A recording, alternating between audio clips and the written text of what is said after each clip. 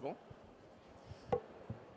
Bonjour à chacune et à chacun. Merci d'être avec nous dans cet espace Génération Nature à l'occasion du Congrès mondial de la nature de l'UICN à Marseille. Nous sommes ici présents physiquement avec vous, mais aussi à distance, et nous saluons notre audience numérique au passage. Nous allons passer une heure ensemble avec Nicolas Hulot et l'équipe de la FNH pour discuter biodiversité, effondrement de la biodiversité, mais aussi les solutions, en tout cas les voies pour essayer de redresser la barre en connectant ce sujet notamment à la question des pesticides. Voilà, merci d'être avec nous. Je présenterai les participants dans un court instant. Donc juste pour introduire ce sujet, cette connexion entre l'enjeu, le défi de la biodiversité et le rôle des pesticides, juste vous rappeler que la biodiversité, vous le savez si vous êtes ici sans doute, aujourd'hui est face à une crise majeure. On assiste quotidiennement, et c'est relayé par tous les médias, à un effondrement des espèces animales, végétales et autres. Et que cette biodiversité, c'est pourtant le socle du vivant en général et du vivant humain aussi, c'est-à-dire de nos sociétés. On ne peut pas faire sans. Donc, ne pas s'en préoccuper, en soi, ça pose un problème éthique, mais de manière même plus utilitariste, ça pose un problème quant à la survie de notre espèce et de nos civilisations. Alors l'enjeu aujourd'hui, c'est peut-être de reposer un petit peu le cadre pour expliquer ce que c'est que la biodiversité et les 5 grands facteurs humains d'érosion de la biodiversité que sont la perte de l'habitat naturel, la surexploitation des ressources, le dérèglement climatique, qui est une cause lui aussi d'effondrement de la biodiversité, les pollutions et les espèces invasives, la prolifération des espèces invasives. Voilà, ça c'est pour planter le décor et on va évidemment y revenir avec nos 3 invités participants. Je vais commencer par Madame Amandine Le Breton. Amandine qui est directrice du plaidoyer et de la prospective de la Fondation pour la Nature et l'Homme. Bonjour Amandine. Bonjour. Pierre-Henri Gouillon, qui est membre du conseil scientifique de la Fondation, professeur au Muséum d'histoire naturelle et biologiste. Bonjour Pierre-Henri. Bonjour. Et last but not least, Nicolas Hulot, président d'honneur de la Fondation, que vous avez créé il y a déjà 30 ans 31, je crois. 31 ans, voilà. Et qui nous fait l'honneur d'être ici aujourd'hui au sein de cette enceinte UICN. Alors, première question que je vous pose à tous 3, et peut-être Nicolas en commençant par toi. Est-ce qu'on peut, sur cette question de l'état des lieux de la biodiversité, planter rapidement le décor pour ensuite aller vers la discussion sur les pesticides? Oh ben, un mot suffirait. Hein. La situation, elle est pathétique. Pathétique. Elle est pathétique parce que c'est affligeant de constater que nous sommes victimes de notre trop grande réussite. Comme le dit notre ami Edgar Morin, nous sommes technologiquement triomphants, mais culturellement défaillants. Voilà, on est victime de notre trop grand succès. Alors, au-delà des causes que, Walter, vous avez énoncées, c'est peut-être la cause principale, c'est notre vanité. Voilà, une espèce d'ébriété dans laquelle on est et on a pensé pouvoir se dissocier de la nature, alors que toute la science nous prouve que dans les nombreuses espèces, puisque à court terme, une espèce sur 8 pourrait définitivement disparaître, dans les espèces les plus précaires, menacées par l'extinction, il y a une espèce qui est sacrément menacée, vous l'avez évoqué, c'est l'espèce humaine. Mais ce n'est pas pour autant qu'il faut, oublier que ce qui devrait normalement distinguer l'homo sapiens du reste du vivant, c'est notre capacité ou pas à prendre en charge tout ce qui nous a précédés sur Terre. Et pour répondre de manière très courte, tout ce qui nous a précédés avant l'arrivée de l'homme est menacé par notre irruption récente. Voilà. Donc oui, on est sur un point de bascule, la science le dit, hein, ce n'est pas moi qui le dis, si on est réunis ici pour ça. Et cette crise de la biodiversité, quelque part, accélère l'autre crise, qui est la crise climatique. Les deux se se nourrissant. Voilà. Alors, il y a la disparition des espèces, celles qui sont avérées, et c'est toujours un préjudice irréversible, puisque on se rend compte de l'utilité d'une espèce, malheureusement, souvent quand elle a disparu. Il y a la destruction associée des écosystèmes, et à la disparition des systèmes, il y a aussi, et Pierre-Henri en parlera, la réduction de la biomasse, c'est-à-dire de la quantité du vivant sur Terre.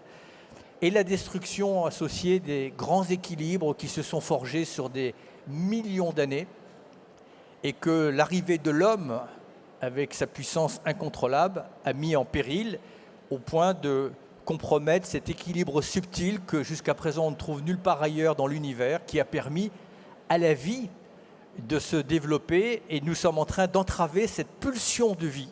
Voilà, c'est la responsabilité de l'homme. Alors on ne va pas être dans un sentiment de culpabilité, de responsabilité. À dater de maintenant, c'est la grande bataille du siècle, notamment si on veut gagner la bataille écologique et la bataille climatique. Donc là, on a besoin d'un réveil. On a besoin d'un électrochoc pour comprendre l'importance de cet enjeu, qui est un enjeu qui peut paraître diffus pour beaucoup. On vit dans un monde urbain aujourd'hui. La biodiversité, c'est quelque chose souvent d'abstrait. Dans les villes, les échantillons de la biodiversité sont assez immuables, quoique si on regarde dans le détail sur les insectes ou les oiseaux, on pourrait même là s'apercevoir, ne serait-ce que, c'est affreux ce que je vais dire, mais en tant qu'automobiliste, vous avez probablement pu remarquer que depuis 10 ans, il y a beaucoup moins d'insectes sur le pare-brise qu'il n'y en avait autrefois. C'est un indicateur parmi d'autres de la chute de la biodiversité dont on va parler ce matin. Alors Nicolas, vous parlez justement d'indicateurs. Pierre-Henri, on ne peut pas être exhaustif dans le temps qui nous est imparti. Je précise d'ailleurs qu'on va essayer de tenir en 40-45 minutes, et puis le public évidemment pourra poser des questions qu'on récupérera pour des raisons sanitaires, ces questions par écrit pour les ensuite restituer ici dans la table ronde. Et que si nous ne sommes pas masqués aujourd'hui, c'est parce que nous avons veillé à respecter les distances entre nous. Voilà, ce petit point technique étant passé. Pierre-Henri, est-ce qu'on peut illustrer par quelques éléments? Je voudrais d'abord dire que la compréhension qu'on a de la biodiversité est largement faussée par notre culture. Vous comme moi, on a entendu parler d'Adam et Ève bien avant d'entendre parler de Darwin. On a une vision du monde vivant comme créé une fois pour toutes à l'équilibre, et un équilibre qui serait un peu perturbé par les humains. Or, certes, il y a une notion d'équilibre dans la biodiversité, mais ce n'est pas un équilibre comme un équilibre stable, comme la genèse. Oui, un équilibre stable, voilà, ce verre, là, il est en équilibre stable. Si je le bouge un peu, il va revenir à sa place. Si je le bouge trop, il va tomber. Ça, c'est un équilibre stable. Ça n'a rien à voir avec la biodiversité. La biodiversité, c'est un équilibre dynamique. À chaque fois qu'il naît un individu, ça crée de la biodiversité. À chaque fois qu'il en meurt un, ça en détruit. Et c'est vrai à toutes les échelles des individus, des populations, des sous-espèces, des espèces, etc. Donc, la biodiversité, c'est une dynamique constante d'apparition et de disparition de nouveautés. Et ça, c'est cette dynamique-là qui est actuellement en phase d'effondrement. C'est à ça qu'on assiste. Pour vous donner un exemple, un équilibre dynamique, c'est celui d'un satellite. Il tourne autour de la Terre et il se maintient grâce au fait qu'il bouge. Si vous le ralentissez, il va tomber. Il ne tombe pas tout de suite, il va tomber. C'est ce qu'on observe pour la biodiversité. Quand Nicolas disait qu'on perd de la biomasse, on a perdu près de 80% de la biomasse d'insectes dans les zones protégées européennes au cours des 30 dernières années. En 30 ans, 80% de la biomasse. Ça veut dire que notre satellite, il est vraiment en train de ralentir. Si on laisse faire, dans pas très longtemps, là, on arrivera vraiment à l'effondrement. Et comme le disait Nicolas, on va voir s'éteindre massivement les formes vivantes. Et donc là, on va se prendre le satellite sur la figure. On va se prendre le satellite sur la figure. Ou pour prendre une autre image, on va tomber de vélo. On va tomber de vélo pour prendre une autre image d'un équilibre dynamique. Un vélo, c'est un équilibre dynamique. C'est parce que ça avance que ça se maintient. Et si vous le ralentissez trop, il tombe. Voilà, c'est ça que je voudrais déjà que vous compreniez. C'est qu'on est dans cette phase de baisse considérable des effectifs des organismes, et ça, c'est annonciateur d'une chute très forte. Alors la deuxième chose que je vais vous dire tout de suite, et on va y revenir, c'est qu'effectivement, dans ce cadre-là, les pesticides, dans nos pays en tout cas, jouent un rôle absolument majeur. Il y a d'autres pays où c'est la déforestation, en mer, c'est la surexploitation, mais aussi d'ailleurs les pesticides quand même, sans parler des engrais qui font les algues vertes et compagnie, mais dans nos pays, en Europe en général, eh bien, ce sont les pesticides qui sont certainement la cause majeure. Et si on ne le sait pas, c'est parce que ça nous est sciemment caché. Mais ça, on y reviendra. On y reviendra. Amandine, je fais le lien avec l'agriculture puisqu'on parle de pesticides. Cette question agricole et de l'alimentation, là on revient dans la sphère strictement, enfin je vais dire strictement humaine, elle ne l'est pas strictement justement puisqu'elle est en interaction, mais c'est aussi un des enjeux de la Fondation que d'alerter sur les pratiques agricoles et sur la manière dont on peut évoluer, sans tout déflorer ce qu'on va dire juste après, mais... Oui, alerter et proposer. On parlait tout à l'heure des indicateurs et des grandes études qui montrent d'où vient la perte et cet effondrement surtout de la biodiversité. L'IBES a identifié les 5 causes que Walter a présentées au début. IBES, ça c'est là. Oui, Peut-être dire ce que c'est. En fait, c'est le GIEC de la biodiversité. Donc, si tu veux le faire en anglais, Pierre-Henri.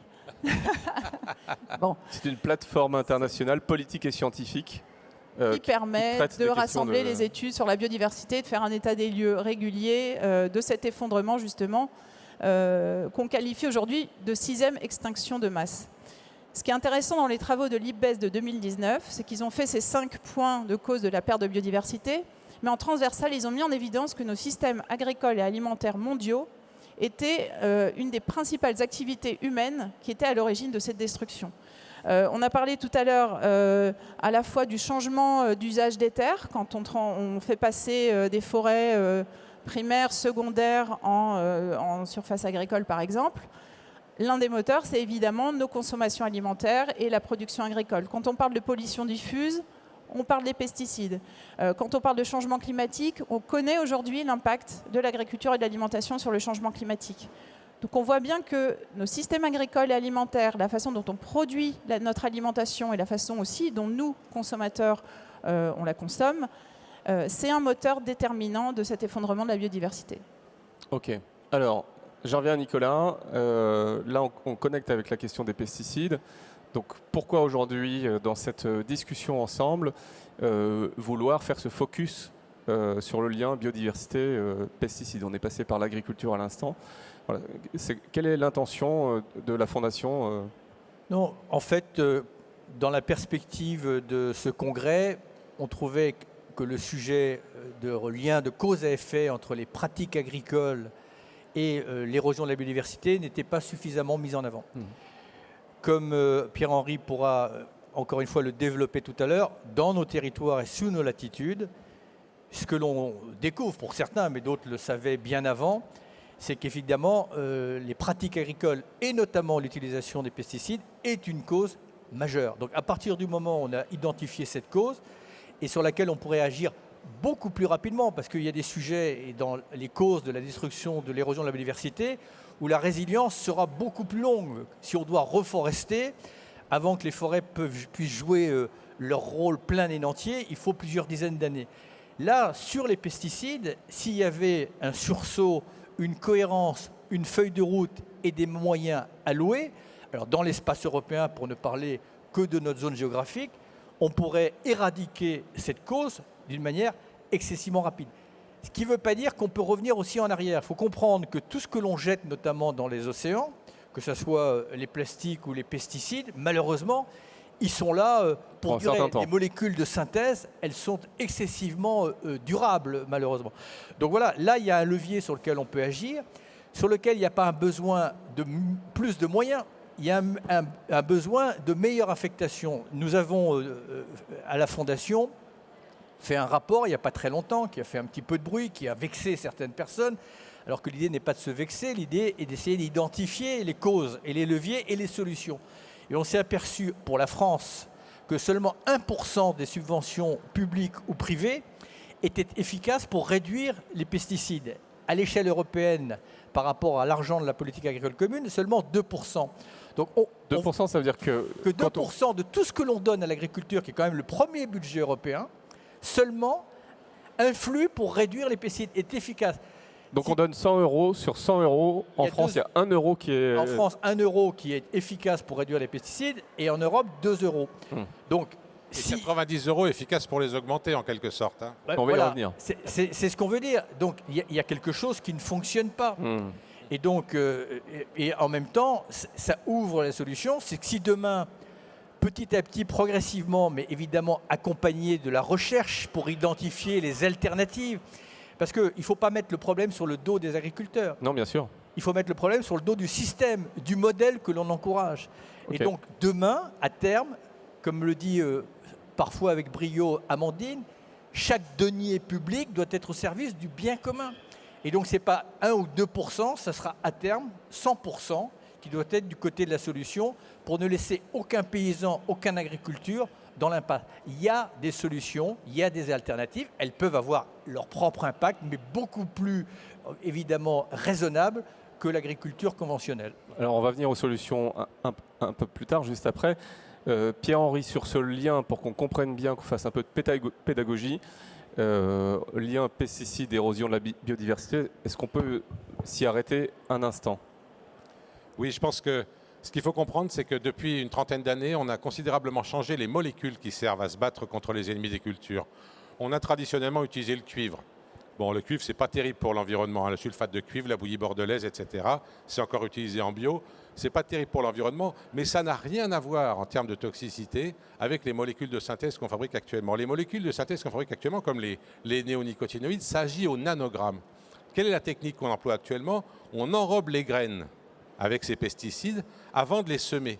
Et une fois qu'on sème les graines, eh bien, ce pesticide, il est là dans le sol, il va partir dans l'eau, et puis quand la plante va germer à partir de la graine, elle va s'imbiber des pesticides, et toute sa vie, elle sera protégée par le fait qu'elle a été imbibée à la germination.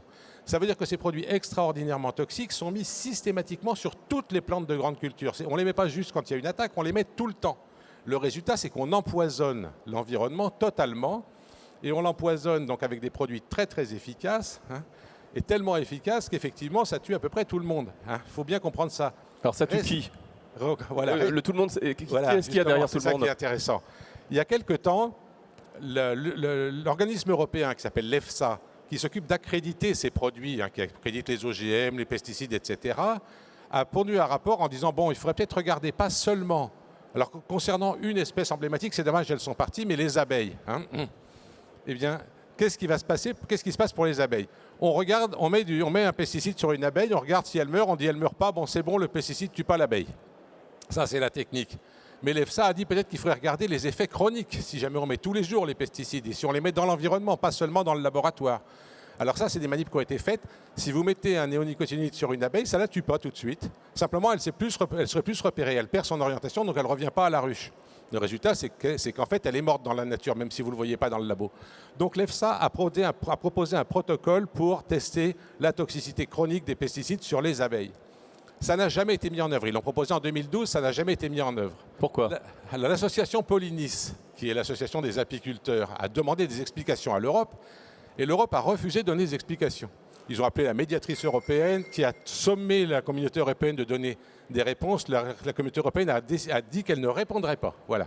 Ceci dit, la réponse, elle se trouve dans un article incroyable publié dans un colloque en 2019 par les producteurs de pesticides qui disent, voilà, si on mettait en œuvre... Alors les producteurs de pesticides en question, c'est Bayer Monsanto, c'est Dow Chemicals, BASF, Syngenta, etc. Tous les ingénieurs de ces boîtes signent ensemble un article disant la chose suivante. Si on utilisait le protocole de l'EFSA, alors on interdirait 75% des fongicides, c'est-à-dire les molécules faites pour tuer les champignons, 78% des herbicides et 92% des insecticides.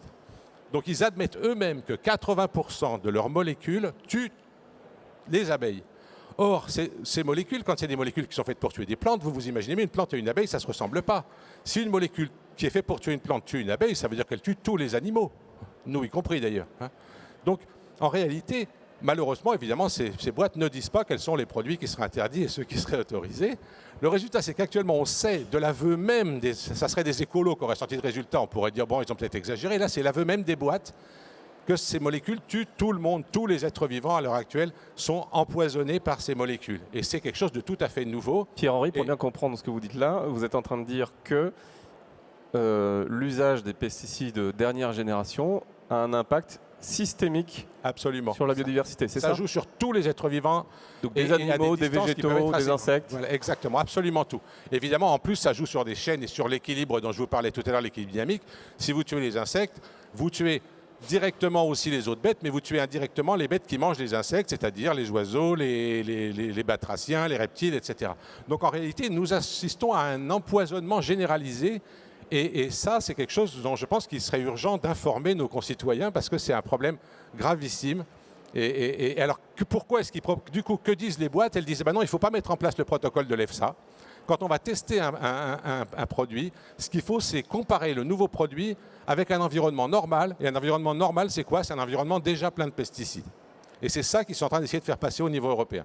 Donc je vous le signale, on a cet enjeu-là à l'heure actuelle. Va-t-on vraiment essayer de juger les pesticides à leur vraie valeur ou va-t-on faire un semblant de test qui permettra d'accepter n'importe quoi? Voilà. Pierre-Henri, moi j'ai besoin Enfin, il me vient une question, c'est est-ce qu'aujourd'hui il y a un consensus scientifique établi sur ce que vous avancez? Alors, ce genre de choses est largement ignoré pour une raison dont on parlera peut-être tout à l'heure, qui est justement cette fabrique de l'ignorance. C'est que marchand de doute, vous voulez que j'en parle maintenant? On peut. Allons-y. Je voudrais passer par Amandine aussi, mais on peut lancer la discussion. Je jette mon venin, puis après vous réagirez. Si ça, c'est relativement ignoré, y compris dans le milieu scientifique, c'est qu'il y a tout un processus qui a été mis en œuvre par les producteurs de pesticides pour qu'on ignore ce fait. Alors comment ils s'y prennent?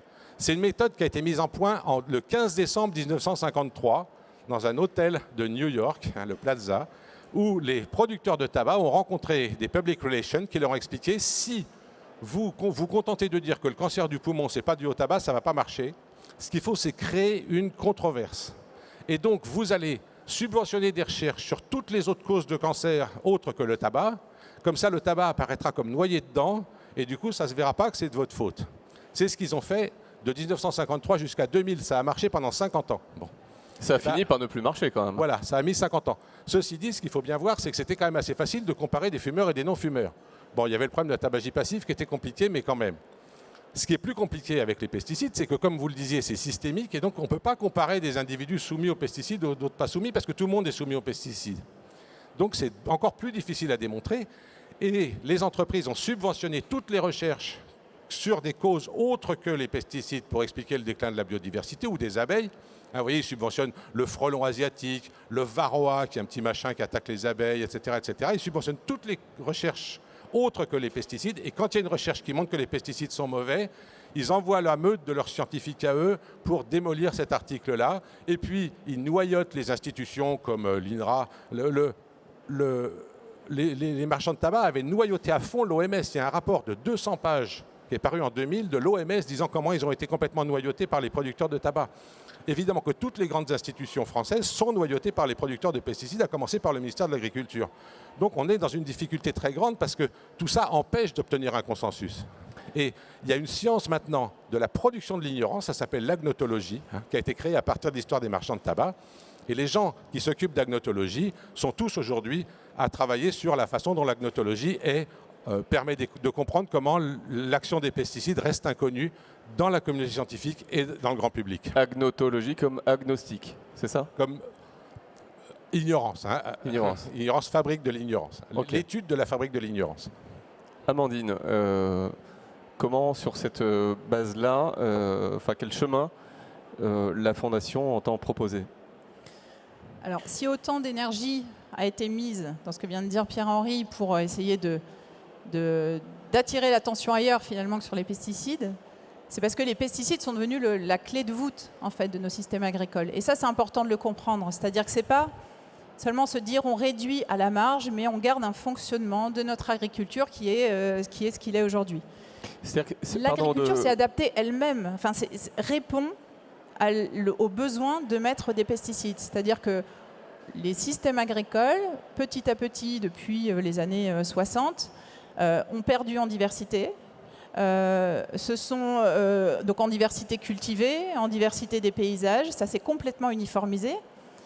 Ça a été un objectif pour répondre à un objectif de rendement, mais cet objectif de rendement était alimenté par la nécessité, et c'est comme ça que c'est présenté, c'est nécessaire d'utiliser des pesticides. Donc il faut comprendre que c'est un cheminement qui est extrêmement ancré dans l'agriculture aujourd'hui, et que la difficulté qu'il y a devant nous, c'est pas seulement de réduire à la marge l'usage des pesticides sur des systèmes qui sont ce qu'ils sont aujourd'hui, c'est de repenser la manière dont l'agriculture produit notre alimentation. Et c'est ça en fait tout le changement systémique en fait dont on parle quand on parle de transition agroécologique. Ce n'est pas de corriger à la marge ce que fait la PAC quand elle finance malgré tout l'agriculture biologique. La politique agricole commune européenne, donc. On finance à la marge des systèmes comme l'agriculture biologique en se disant oui, ces systèmes existent et il faut les améliorer. Mais en parallèle, on continue de financer une agriculture qui est absolument dépendante aux pesticides.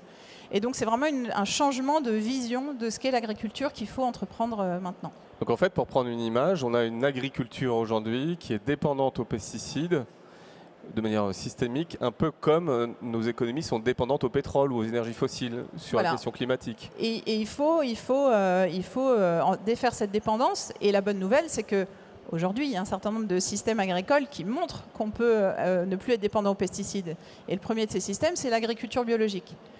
L'agriculture biologique, c'est presque 10% de la surface agricole en France aujourd'hui, si on prend la France par exemple. 53 000 exploitations agricoles qui démontrent au quotidien qu'on peut à la fois produire sans ces pesticides de synthèse et que par ailleurs, on peut avoir une bonne santé économique et donc vivre de son métier. Et ce qui est intéressant en termes de dynamique, c'est que cette agriculture biologique, chaque année, croît. C'est-à-dire qu'entre 2019 et 2020, il y a plus 13% d'installations en agriculture biologique. Donc elle répond à la fois à un enjeu de vivre de son métier, mais aussi elle répond sur cette question des pesticides, puisqu'elle montre et elle démontre au quotidien qu'on peut s'en passer. Pierre-Henri ? Je voulais juste dire un petit mot pour illustrer ce qu'on vient de dire.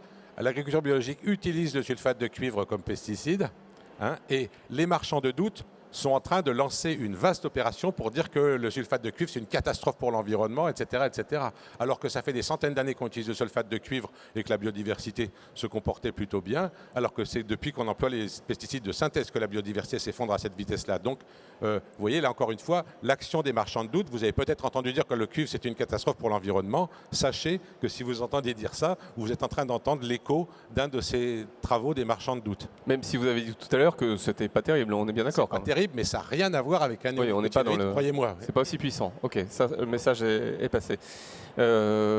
Donc on comprend effectivement le lien entre l'enjeu biodiversité et l'enjeu pesticide. On comprend cette fabrique du doute qui s'instaure, cette dépendance un peu systémique de la société aux pesticides. La question maintenant, c'est est-ce qu'on sait, alors Amandine, c'est ce que vous suggérez, peut-être Pierre-Henri et Nicolas, est-ce qu'on sait faire sans avant de voir comment on peut faire sans? Enfin, donc de fait, oui, la réponse est oui, mais expliquez-nous pourquoi ou comment on sait faire.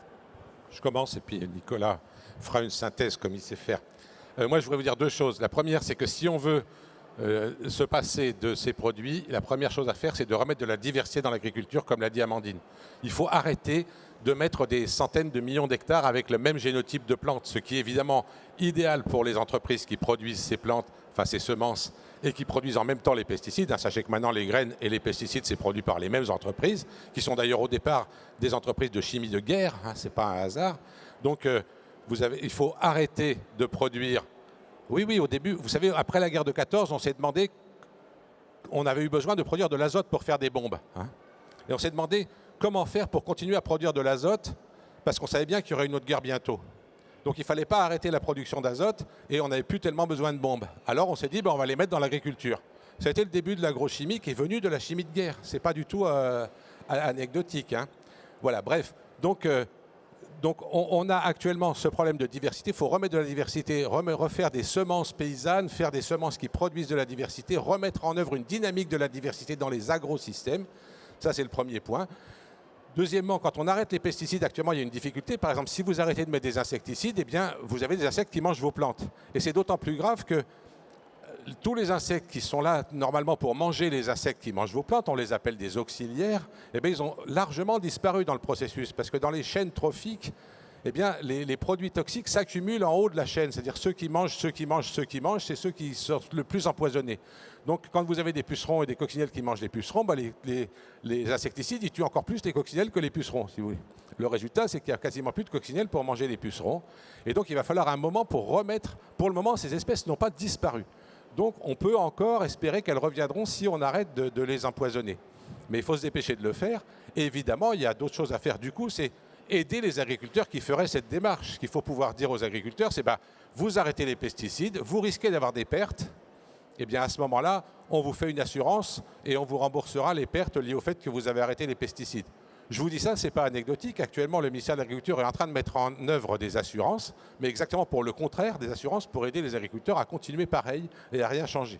Donc, nous sommes actuellement dans cette démarche on pourrait faire quelque chose, mais on ne le fait pas. D'accord. Alors, Nicolas, je trouve là l'argument est assez essentiel parce que un agriculteur qui bosse 70 heures par semaine, qui ne prend pas de vacances, et qui, quand bien même utilise-t-il les pesticides, cette personne n'est pas coupable à elle seule de la situation. Il y a l'enjeu d'assurer son revenu. Alors, comment on peut inverser cette situation? Qu'est-ce qu'on peut proposer concrètement pour prendre en cause cette situation humaine également?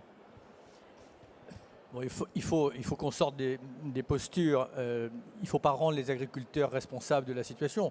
Ça n'exonère pas certains gros industriels de leurs responsabilités. Mais encore une fois, le modèle agricole, c'est celui que les politiques ont décidé de subventionner et d'entretenir. Alors d'abord, une réponse à la question que vous avez posée. La FAO, qui fait autorité, a bien dit qu'on pourrait, à terme, nourrir la planète à partir de l'agroécologie.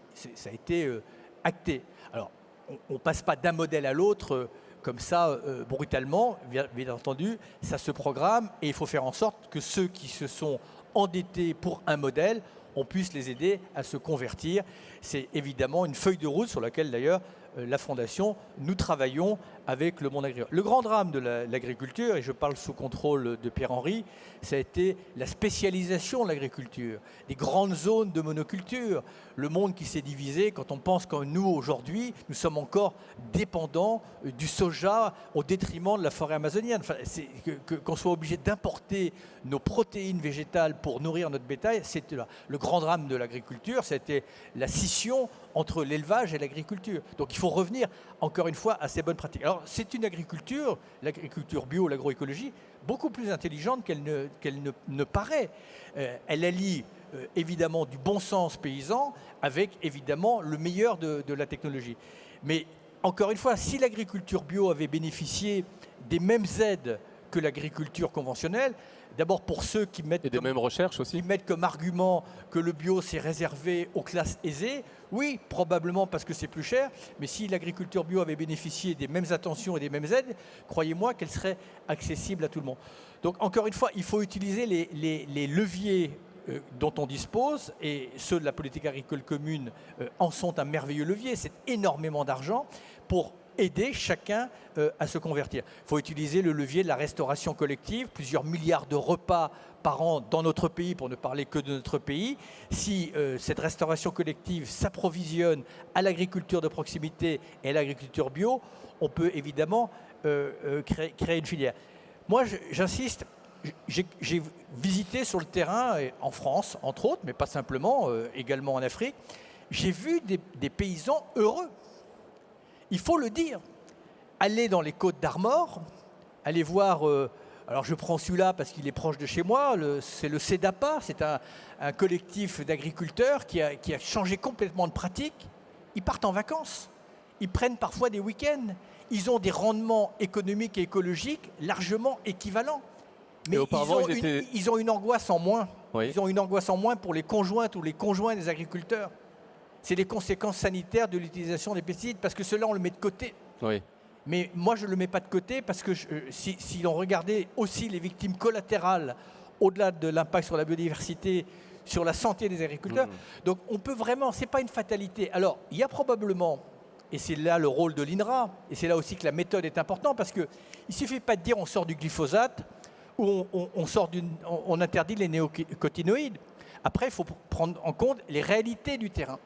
Et quand la France a pris l'engagement de sortir du glyphosate, est-ce que le lendemain, on a vraiment, et on pourra en débattre, mobilisé tous les acteurs privés, et notamment les acteurs publics et l'INRA, pour évaluer là où il y avait des impasses et valoriser là où il y avait des alternatives. Parce que ce que je vois moi sur le terrain, c'est qu'il y a des alternatives. Alors encore une fois, ça ne se fait pas en un an. Souvent, il faut 2-3 ans. Et c'est pour ça aussi que c'est très important d'accompagner sur la durée la conversion des agriculteurs. Mais on n'est pas dans une impasse. Il n'y a pas de système 100% vertueux en agriculture comme dans d'autres domaines. Oui, le soufre ou le cuivre, ce n'est pas anodin. Mais pour anticiper sur ces arguments-là, c'est sans comparaison en termes d'impact sanitaire et impact environnementaux sur l'utilisation des molécules de synthèse. Juste là, vous évoquiez le CEDAPA, c'est ça, ce collectif? Ce sont des agriculteurs qui se sont convertis, qui ont changé de pratique agricole? Complètement. Ils sont revenus encore une fois aux vertus associées entre l'élevage et l'agriculteur. Ils nourrissent leur bétail avec du trèfle. Ils n'utilisent absolument aucun intrant. Et ça marche très bien. Et ça marche très bien. Et ils se débarrassent du coût des pesticides. Je rappelle quand même que la France est un des plus grands utilisateurs au monde de pesticides, que selon toujours la FAO, entre 1999 et 2008, on a multiplié par 2 l'usage des pesticides, que notre propre pays s'était engagé à réduire de 50% l'usage des pesticides. Alors on ne va pas rentrer dans la querelle des chiffres, mais de toute façon, on est très loin du compte. Voilà, encore une fois, parce qu'on n'y met pas les moyens. Ce n'est pas une question, il ne faut pas plus d'argent, j'insiste bien là-dessus. Il faut mieux affecter l'argent. Faire en sorte aussi qu'on n'ait plus une politique agricole commune, un budget dont 80% du budget aille à 20% de la profession. Il faut flécher ça sur les petits. C'est eux qui ont la solution, c'est eux qui ont le savoir. D'accord. Je voulais juste ajouter quelque chose sur le plan social. Je pense que Nicolas a vraiment bien fait d'insister sur le fait que quand on va voir des agriculteurs bio, souvent c'est des gens qui sont heureux, qui sont contents de faire ce qu'ils font, et que quand on va voir des agriculteurs dits conventionnels, que moi j'appelle industriels, eh bien ils sont malheureux, ils se plaignent, ils se suicident, etc. Et je pense que c'est un vrai problème et que des gens qui ont étudié le malaise des agriculteurs se sont rendus compte que tout au fond, il y a le fait qu'ils sont bien conscients du fait qu'ils sont en train de détruire le milieu sur lequel ils travaillent. Et ça, c'est que même s'ils ne l'admettent pas facilement au départ, c'est quelque chose qui est extrêmement délétère pour le bien-être moral des agriculteurs. Et je pense que si on arrive à faire cette transition, non seulement on améliorera l'agriculture par rapport à la biodiversité, par rapport à l'humanité, mais aussi par rapport aux agriculteurs.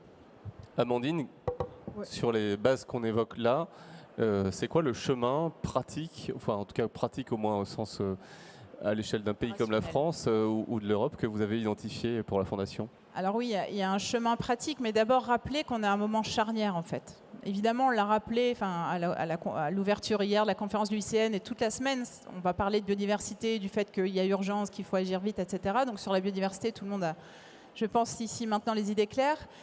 Mais on est dans la même urgence par rapport au climat. Et pour l'agriculture, il y a un moment particulier, puisqu'on sait que dans les 6 prochaines années, 45% des agriculteurs vont partir à la retraite. Donc on comprend le moment crucial dans lequel on est. Charnière historique.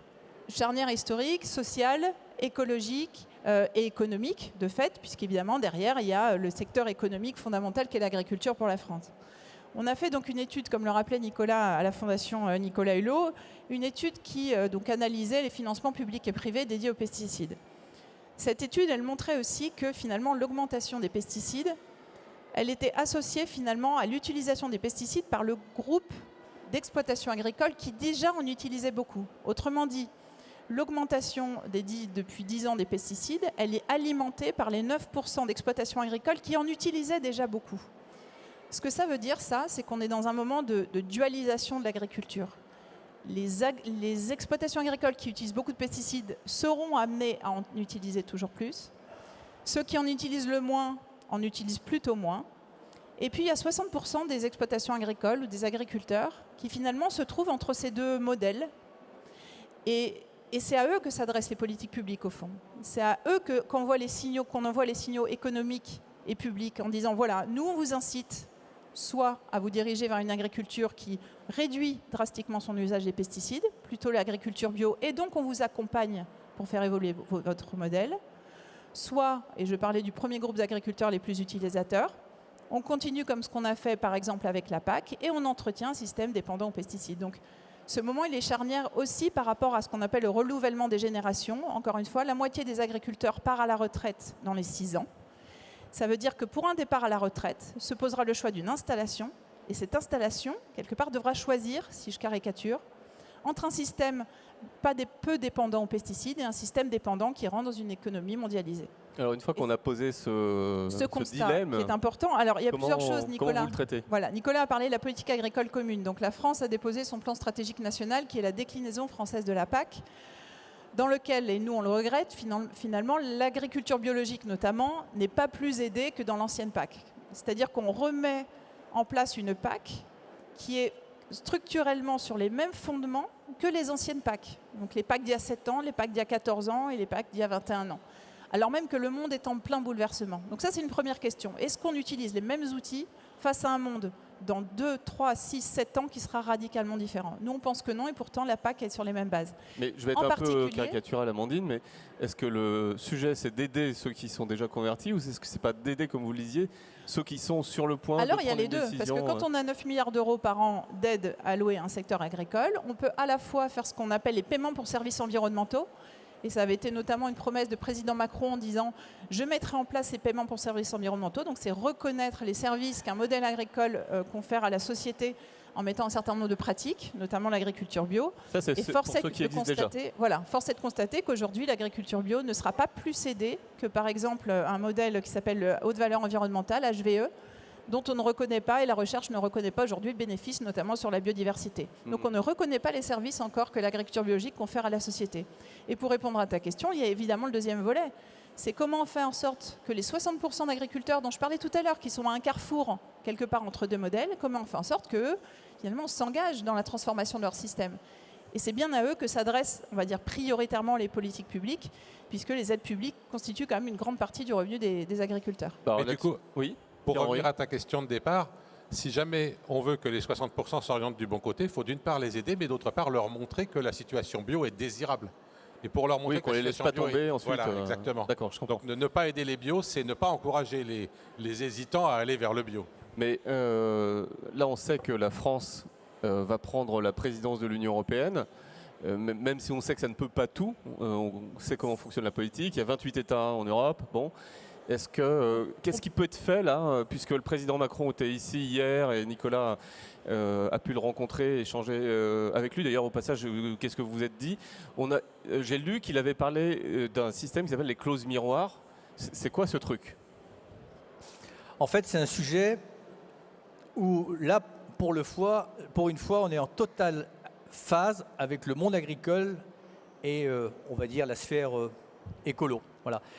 Il se trouve que dans des accords de libre-échange antérieurs, récents ou même à venir, on donne la possibilité d'importer en Europe des denrées, des produits qui ne sont pas soumis aux mêmes contraintes que celles qu'on impose ou qu'on essaie d'imposer à nos agriculteurs. Donc c'est quand même, déjà on demande à nos agriculteurs beaucoup d'efforts, bien entendu, mais on les met dans une distorsion de concurrence puisque vous avez des produits qui peuvent arriver qui, en termes d'OGM, en termes de pesticides, en termes de je ne sais quoi, ne sont pas soumis.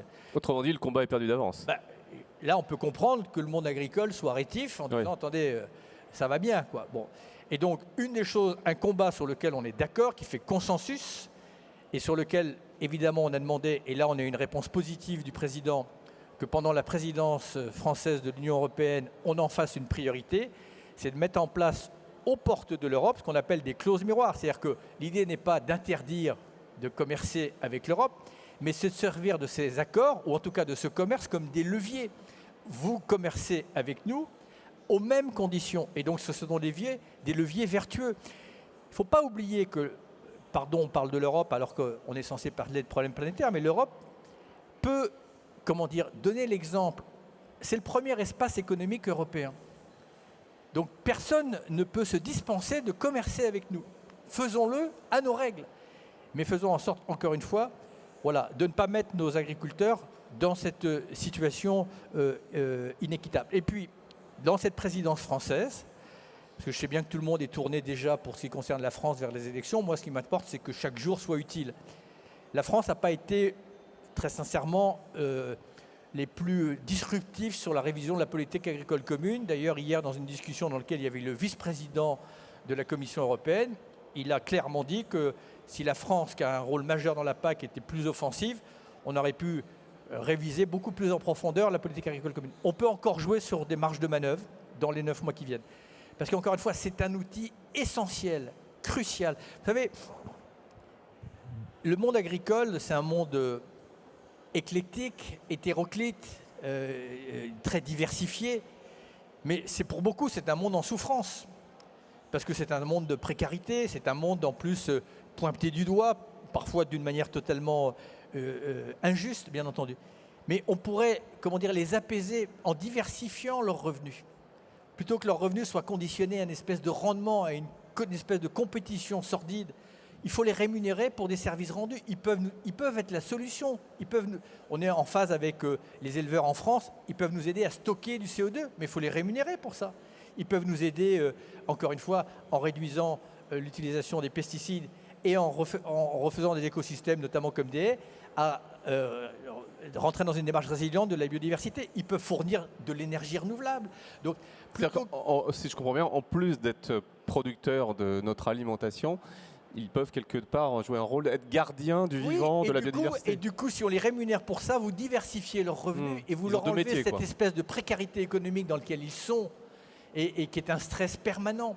Donc vraiment, et il se trouve qu'il y a une demande sociétale qui n'est pas pourvue de produits de qualité et de proximité. Je rappelle quand même que les coopératives bio, pour prendre un exemple, c'est une croissance à 2 chiffres.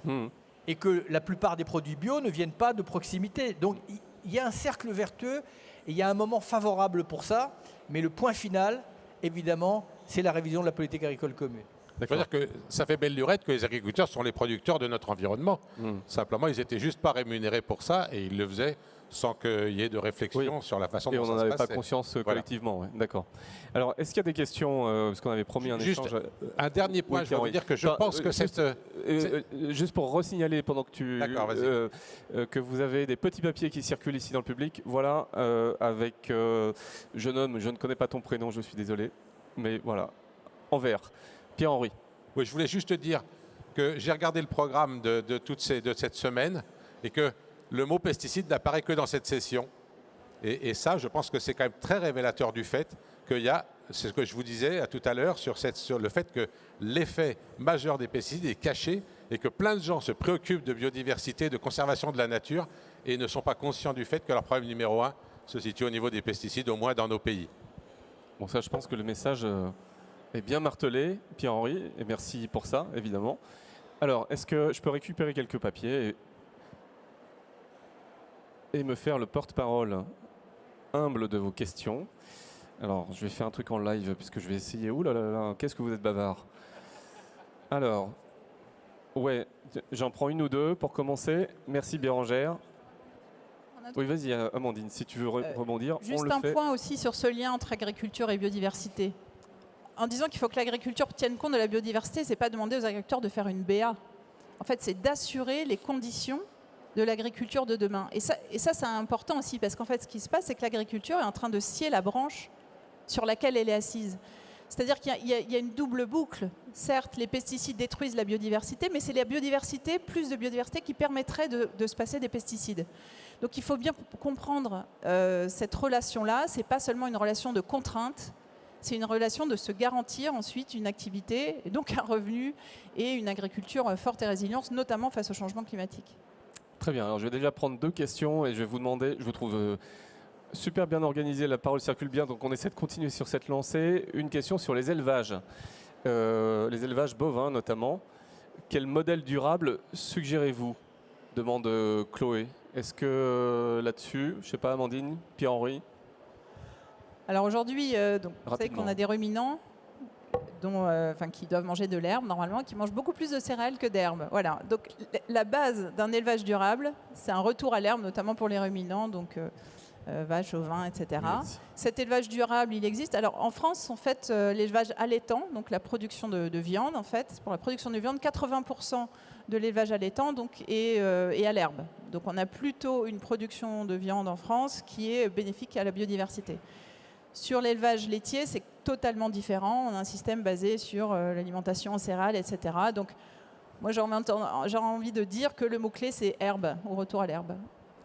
Et moi, j'aurais envie de dire que le mot-clé, c'est quand même petite taille. C'est-à-dire qu'on ne peut pas faire un élevage durable avec des milliers de bêtes. Et puis, la polyculture élevage, une ferme qui se tient sur le plan écologique, eh bien, c'est une ferme qui produit des plantes et qui produit des animaux et qui utilise les animaux pour recycler un certain nombre de déchets des plantes. Donc il y a toute une série de systèmes de recyclage qui nécessitent de l'élevage. Quand même, je pense que puisque cette question est posée, il faut dire qu'on mange trop de viande, que évidemment, si on veut avoir une production agricole raisonnable au niveau mondial et permettant de nourrir tout le monde, il faut manger moins de viande. Ça ne veut pas dire manger pas de viande, ça veut dire justement manger moins. Et ce que une ferme normalement constituée, vous voyez, avec quelques vaches, quelques cochons, etc., pourrait produire, si jamais toutes les fermes faisaient ça, eh ben, ça marcherait très bien. Alors que si jamais on décide qu'il y a un endroit avec des milliers de cochons, un autre endroit avec des milliers de vaches et des endroits avec du maïs, eh ben là, du coup, on va importer, comme disait Nicolas, du soja, etc., et on va fabriquer quelque chose de non durable et de destructif à l'échelle mondiale. Pierre-Henri, une question scientifique, enfin en tout cas de connaissance, donc je vous la pose. Y a-t-il un effet génétique des pesticides sur la faune, la flore, les insectes? Alors, les effets génétiques de l'environnement, ils se passent à travers la sélection naturelle. C'est-à-dire qu'il n'y a pas de... Bon, il y en a sûrement certains trucs qui doivent être un peu mutagènes, mais ce n'est pas ça le problème.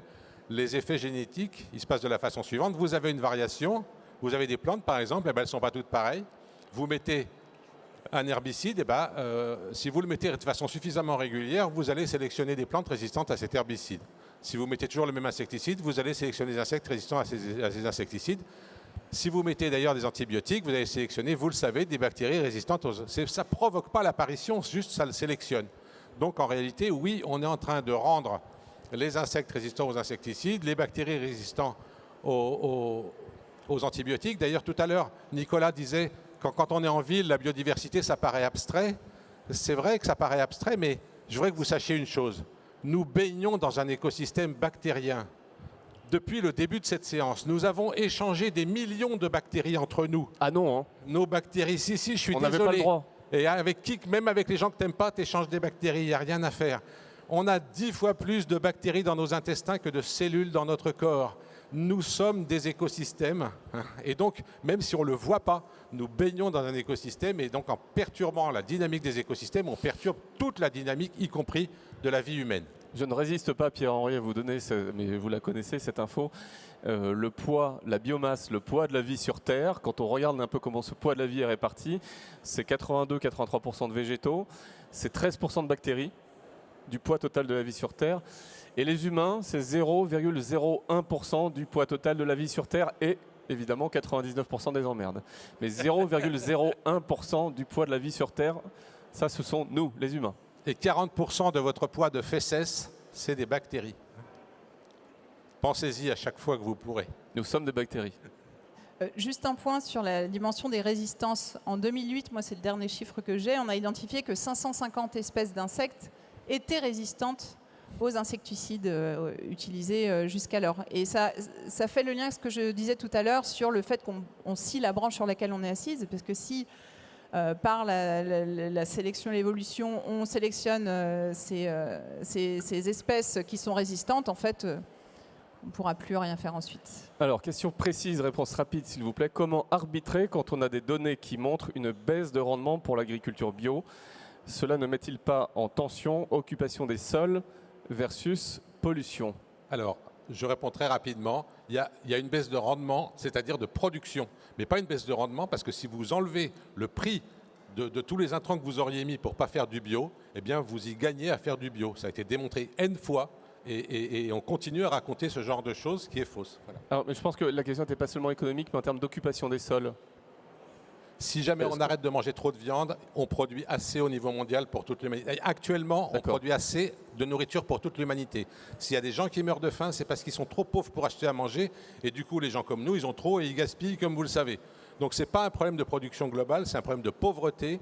La réduction, la disparition de la faim dans le monde, c'est un problème d'éliminer la pauvreté et certainement pas de produire plus de façon plus simple. Et j'entends quand même un des leviers, c'est la réduction de consommation de viande pour libérer de l'espace agricole. Simplement, j'ai plus le chiffre en tête, mais là, un tiers. 50% des surfaces agricoles, c'est pour produire de la nourriture pour les animaux, non? 70. 70%. Donc ça donne un ordre de grandeur si on réduit. Il y a de la marge. Voilà, il y a effectivement de la marge. Et un autre chiffre, on parlait de gaspillage, un tiers de ce qui est produit est jeté.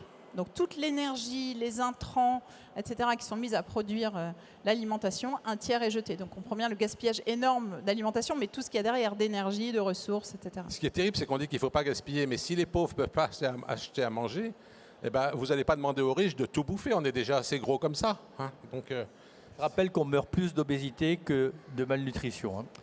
Alors, puisqu'on parle de consommateurs, quelle est leur place dans ce changement de modèle que vous promouvez, pardon. Je parlais français. Alors, ils ont effectivement un rôle, puisqu'aujourd'hui, et à l'UICN, l'objectif, c'est de dire que tout le monde a une responsabilité, et vu l'urgence, ce serait complètement Inutile de dire l'inverse. Donc oui, ils ont une responsabilité. Et d'ailleurs, aujourd'hui, 62% de ce qui est consommé en produits bio en France vient de France. Et ça a vraiment beaucoup évolué. Combien, pardon ? 62%. 62%. Il y a encore 10 ans, on était plutôt à 40%. Donc on voit bien que le consommateur aussi, évidemment, tire... C'est pas mal, ça. Oui. C'est encourageant. Oui, c'est encourageant. Ah, mais je sais pas, il faut donner des bonnes nouvelles, là. Eh ben, c'est une bonne nouvelle. Mais il faut aussi l'y encourager. La dimension sociale dont on parlait tout à l'heure est évidemment très importante. L'idée, c'est pas de réserver l'alimentation bio à ceux seulement aujourd'hui qui pourraient l'acheter. Et c'est pour ça que Nicolas parlait tout à l'heure de restauration collective. C'est 3 milliards de repas par an en France, 8 millions par jour. Toute catégorie sociale, on parle d'école, on parle d'entreprise, on parle de maisons de retraite, on parle des prisons, on parle un peu de tous les endroits où vous mangez à la cantine. Et donc ça, en fait, c'est un vecteur incroyable pour parler d'alimentation d'une part, choisir ce qu'on peut mettre dans son assiette et puis tirer la production locale, notamment en agriculture biologique, si on veut promouvoir une alimentation bio et locale, notamment dans les cantines. En revanche, en tant que consommateur, dans ces espaces-là, on a quand même assez peu de poids. Je veux dire, en tant que consommateur à la cantine de l'entreprise. Alors, c'est parce qu'on considère qu'on est aussi consommateur et citoyen, et quand dans un certain nombre d'écoles, il y a des commissions menus, comme on appelle ça, et qu'on peut dire, ben voilà, nous on souhaite qu'il y ait un peu moins de viande dans les repas, une journée sans viande, 2 journées sans viande, ou même un petit peu moins de viande, puisqu'il y a plein de recettes qui permettent de réduire la part de la viande, ça donne une marge de manœuvre économique pour acheter notamment des produits bio. Compris. J'ai d'autres questions. Alors avec Bérangère, on essaie de les rassembler par thématique. Si vous n'entendez pas votre question mot pour mot, c'est peut-être qu'elle ressemble à une autre qui a été proposée. Donc toujours côté consommateur, citoyen, que pouvons-nous faire en tant que citoyen contre les pesticides? Donc là, la question est un peu plus ciblée. Est-ce qu'on a un pouvoir? Le droit de vote? Oui, 2 pouvoirs. D'une part, enfin 3 même.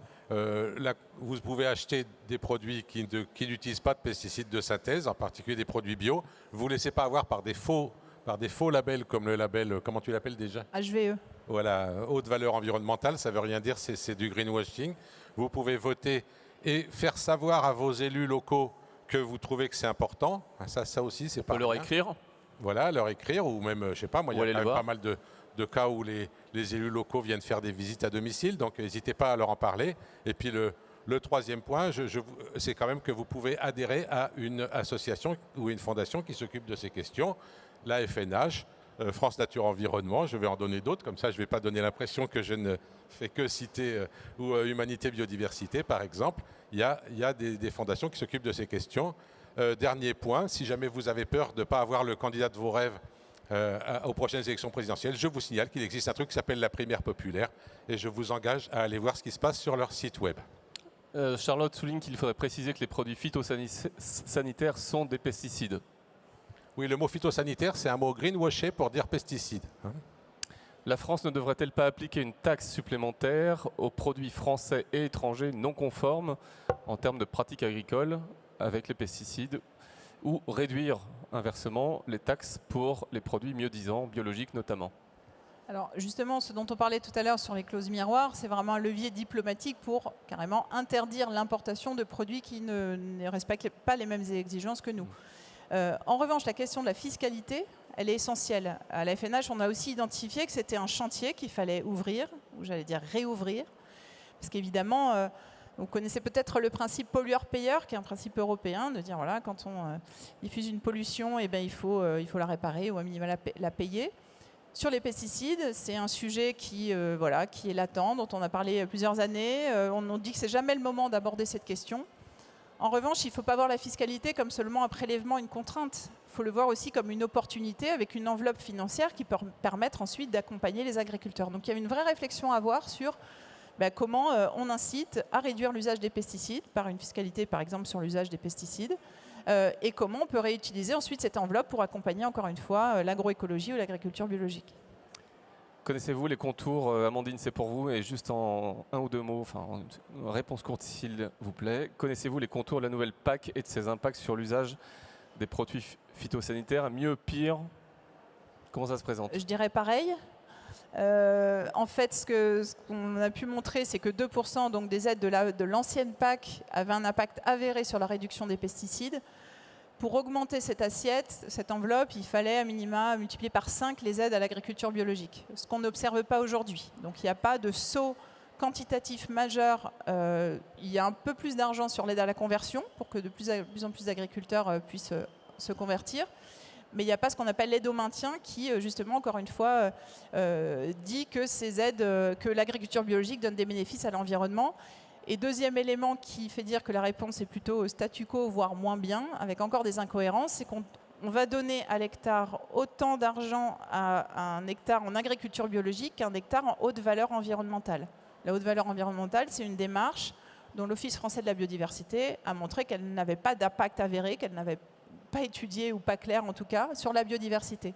Donc on met au même niveau quelque part deux modèles qui ne portent pas les mêmes bénéfices pour l'environnement. Compris. Pierre-Henri, une question. Alors, il nous reste une dizaine de minutes à peine, un peu moins, et je vais vous laisser un mot de conclusion. Donc Pierre-Henri, j'ai 3 petites questions. Je vous demande de répondre une phrase à chaque fois. Question numéro 1. Quelle preuve que l'industrie des pesticides agit de la même manière que l'industrie du tabac ou du pétrole? Écoutez, ça demanderait un livre. Je vous conseille de lire Et le monde devint silencieux de Stéphane Foucard, dans lequel il détaille toutes ces preuves. Il y a un nombre de preuves très très grand, je vous le garantis. Tout ça se trouve dans ce livre. Parfait, on est bien là. Excellent journaliste environnement du monde, au passage. Deuxième question, comment explique-t-on aux gens la méthode scientifique avec ces problématiques de marchand de doute? On n'est pas très loin du sujet encore. C'est une belle question. Je n'ai pas de réponse en une phrase. C'est vrai que les marchands de doute jouent sur le fait que le doute fait partie de la science. Et du coup, ils attaquent les scientifiques au défaut de la cuirasse, puisqu'on ne peut pas faire de science sans accepter l'idée du doute. Et du coup, ils surfent là-dessus pour créer du doute dans les domaines qui les intéressent. Et du coup, il faut repérer leur méthode. Et c'est tout le travail de l'agnotologie. Donc si ces questions vous intéressent, lisez des travaux d'agnotologie. Donc Stéphane Foucard, encore lui, mais avec Stéphane Aurel et Sylvain Laurence, qui est un sociologue spécialiste de ces questions, ont écrit un livre qui s'appelle « Les gardiens de la raison », qui détaille bien en France comment ça se passe, comment fonctionne ce système de fabrique du doute. Il faut juste une chose, c'est qu'il y a des études, et là aussi je parle sous le contrôle de Pierre-Henri, très documentées, qui datent des années 60, sur le rôle majeur du déclin de la biodiversité des pesticides. Absolument. Okay. Sinon, il y a aussi un livre quand même que je peux vous recommander. Il est issu de la Fondation pour la nature et l'homme, sur donc toutes ces questions. Et j'ai plus le titre en tête. Celui-là, on va vous le retrouver. Si quelqu'un a l'anti-sèche, je prends. Les OGM comme alternative aux pesticides, point d'interrogation. Alors on ne va pas ouvrir un débat, mais... Alors les OGM ne sont pas une alternative aux pesticides pour une raison simple, c'est que tout OGM contient des gènes brevetés et que ces gènes brevetés servent à ce qu'il y ait une homogénéité de la culture, c'est-à-dire qu'on ne puisse pas faire du brassage génétique avec ça. Les ressources génétiques des OGM ne sont pas libres et le résultat, c'est que ça homogénéise des cultures. Comme on l'a dit tout à l'heure, pour faire une agriculture durable, il faut une agriculture qui contient de la diversité et les OGM vont dans le sens inverse. Maintenant, dans le détail, effectivement, certains OGM résistants à certains insectes ont réussi momentanément à diminuer un petit peu la quantité d'insecticides. En revanche, d'autres OGM résistants aux herbicides ont abouti à une augmentation de la quantité d'herbicides utilisés, c'est-à-dire que l'effet direct est à peu près nul et l'effet indirect est mauvais. Voilà. Okay. Est-ce qu'on peut rappeler sur la biodiversité, elle se joue à 3 niveaux, la diversité génétique, la diversité des espèces et la diversité des écosystèmes, tout ça interrelié entre eux, donc là on est au cœur du sujet. Absolument. Juste le livre du Conseil scientifique de la Fondation Nicolas Hulot, c'est « Quelle science pour la transition écologique ?» Voilà, et tous ces facteurs de marchand de doute, aussi bien pour le climat que pour la biodiversité, sont discutés dans ce livre du Conseil scientifique de la Fondation. Et une référence que vous trouverez sur une grande plateforme de vidéos dont je ne citerai pas le nom, mais produite par Arte, La fabrique de l'ignorance, si vous voulez vous documenter sur le sujet de l'industrie du tabac et des pesticides et sur les liens entre ces deux sujets. Avec comme auteur Stéphane Foucard. De nouveau. Voilà. Merci pour votre participation. Puis un mot de conclusion, Amandine, Pierre-Henri et Nicolas, pour refermer cette table ronde. Les mots de conclusion, c'est attirer votre attention sur le fait que le président de la République hier soir a annoncé un fonds agriculture 2030. Donc ça va être un chantier pour la Fondation, puisqu'on est une charnière, comme on le disait tout à l'heure. Est-ce que ce fonds va vraiment servir à réduire l'usage des pesticides ou au contraire corriger seulement à la marge? Donc c'est un chantier auquel on va s'atteler ces prochains mois. On les suivra, on suivra ces travaux avec vous. Pierre-Henri. Moi, je voudrais vous dire qu'en 98, je m'inquiétais du fait que certains OGM n'étaient pas malins. Par exemple, des plantes résistantes aux herbicides alors qu'elles se croisent avec des mauvaises herbes. Et que les industriels qui faisaient des OGM à l'époque m'ont dit « Vous nous cassez les pieds avec vos histoires, d'ici 5 ans, tout sera OGM en France ». On est 20 ans plus tard, il n'y a quasiment pas d'OGM en France. Pourquoi? Parce qu'il y a eu une mobilisation des citoyens. Si les citoyens se mobilisent pour les questions de climat ou pour les questions de biodiversité et de pesticides, ils pourront empêcher que des choses mauvaises soient faites, ils pourront corriger le tir. Si les citoyens ne sont pas mobilisés, on n'a aucune chance. Donc, convainquez vos amis et je pense que c'est ce qu'on peut faire de mieux. Bon, il y a un dernier mot, peut-être aussi dans cette lignée d'enthousiasme et d'initiative, Nicolas? J'ai rien à dire de plus parce que voilà, simplement c'est l'affaire de tous, c'est l'affaire du siècle. On n'y arrivera pas si simplement on pense qu'un homme ou une femme aussi haut placé va y arriver. C'est un sujet universel. Se joue au XXIe siècle, de mon point de vue, l'accomplissement de l'humanité. Eh bien, on saura dans quelques décennies, est-ce que nous sommes humains ou pas. Voilà. Merci Nicolas, merci à tous pour votre participation.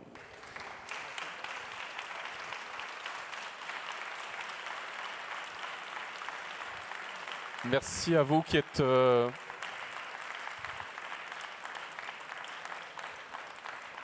Merci à vous qui êtes en ligne. Merci à toi aussi, Walter. Avec plaisir, merci Nicolas. Et est-ce que cette conférence est-elle fait l'objet d'un replay? On la retrouve sur le site de la Fondation? Elle était en direct sur Facebook et en effet, elle sera en replay sur le site de la FNH. Merci, à bientôt.